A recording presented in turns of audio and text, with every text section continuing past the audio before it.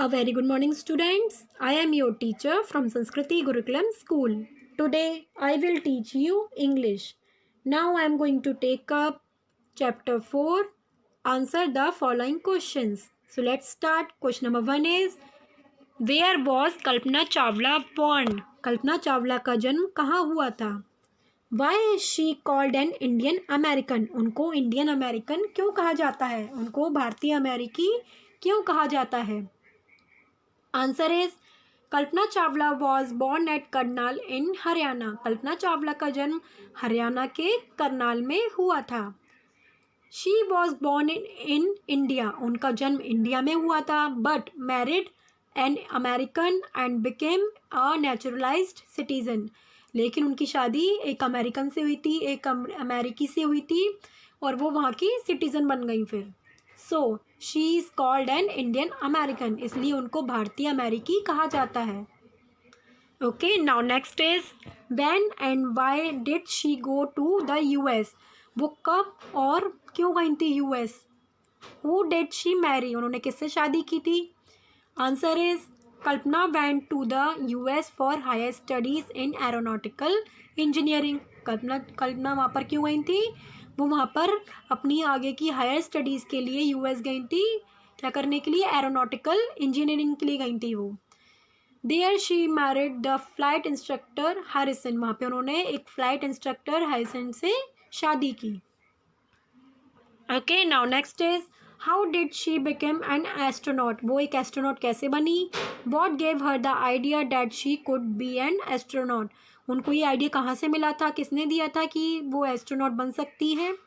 Answer is Kalpana had already got a bachelor's degree in aeronautical engineering before she went to the US.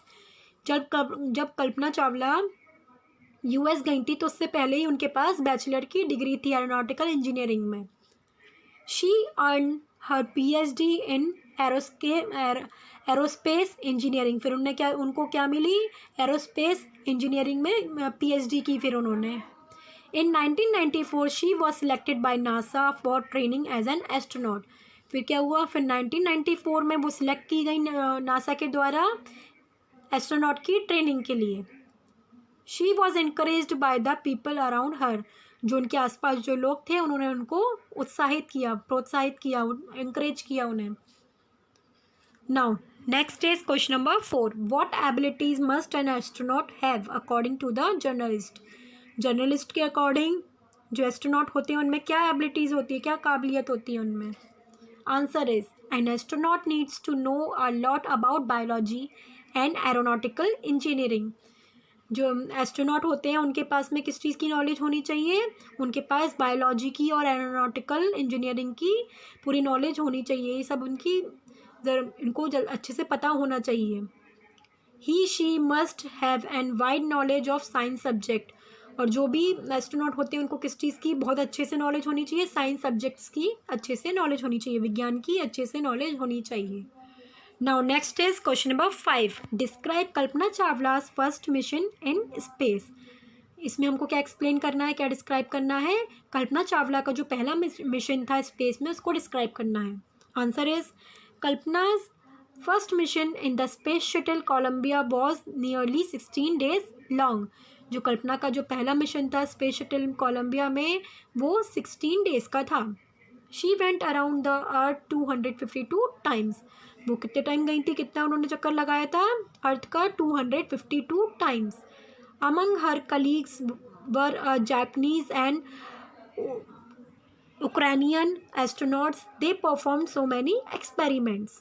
उनके जो colleagues थे जो उनके साथ में थे वो कौन कौन थे? वो जापानीज़ थे, यूक्रेनियन थे. जो एस्ट्रोनॉट्स थे वो कौन कौन थे? जापानीज़ और यूक्रेनियन थे.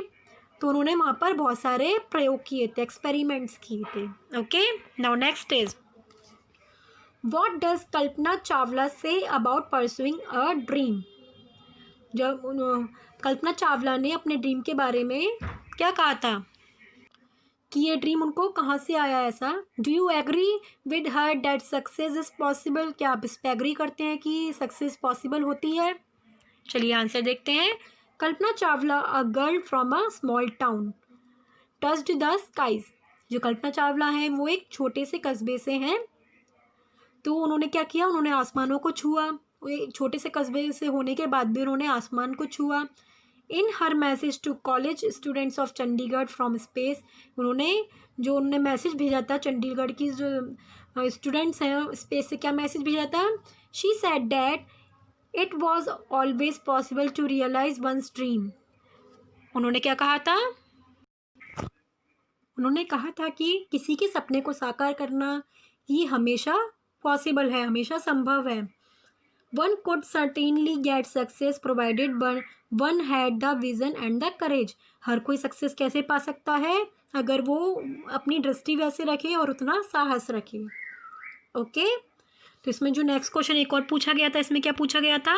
Do you agree with her that success is possible? क्या आप उससे एग्री करते हैं कि सक्सेस पॉसिबल है?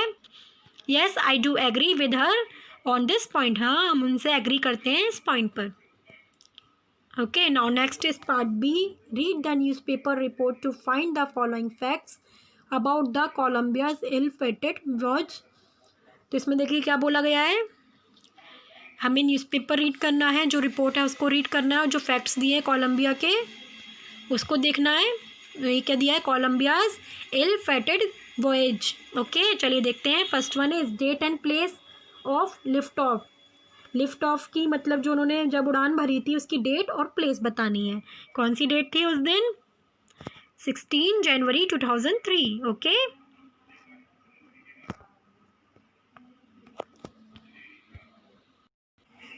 ओके स्टूडेंट्स, उन्होंने किस डेट को लिफ्ट किया था? उड़ान किस डेट को भरी थी? 16 जनवरी 2003। और देख सकते हैं आप इसमें प्लेस भी बोला गया है। तो फ्रॉम कहाँ से उन्होंने उड़ान भरी थी? From the Kennedy space centre Florida. Okay, now next is number of astronauts on board. Board पर कितने एस्ट्रोनॉट्स थे? उस उड़ान में कितने एस्ट्रोनॉट्स गए थे? कितने गए थे? 7। तो यहाँ पर हम लिख देंगे 7। Okay, next is number of days it stayed in space. कितने दिन रहे थे स्पेस में? 16 डेज। ओके, लिखेंगे हम इसमें about 16 days. Okay, next is number of experiments done by scientist. उन लोगों ने कितने एक्सपेरिमेंट किए थे वहाँ पर? 80 एक्सपेरिमेंट्स किए थे। तो यहाँ पर हम लिख देंगे 80 experiments. Next is return of journey. वापस कब आए थे? 1 फरवरी 2003। तो यहाँ पर हम लिख देंगे 1 फरवरी 2003। Next is height eight which it lost contact. कितनी हाइट पे उन्होंने कॉन्टैक्ट खो दिया था?